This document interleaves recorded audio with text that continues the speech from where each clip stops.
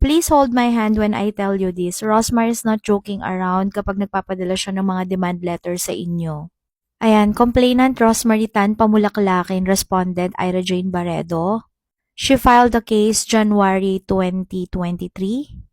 Cyber libel and cyber unjust vexation. I can't remember kung ilang counts po ito. Sumagot po tayo and then March 30 na-dismiss po yung kaso. Hindi ko na po maalala kung ano po yung resolution doon.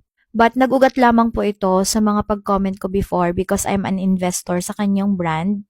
If naalala nyo yung Rosmar Bleaching Scrub, then I made several videos, nag-advise ako sa kanya na kailangan yung mga products niya ay may FDA notified because some of our products wala pong FDA notification. So, yun yung reason kung bakit na-dismiss because we have all the right, especially I as an investor, to comment sa kanya. Public figure din po si Rosmar. Pero mag-ingat-ingat lang din po kayo sa mga sasabihin ninyo because at the end of the day, may karapatan din siya. And pwede siyang mag-complain.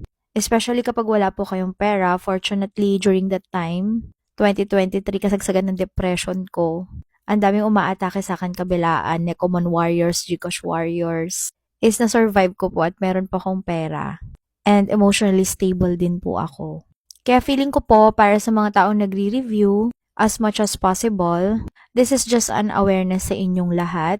Mag-iingat po kayo sa mga sinasabi po ninyo. Kasi kapag na-feel niya na you are attacking her personally, she might sue you at mawalan ka ng pera. Yun lang.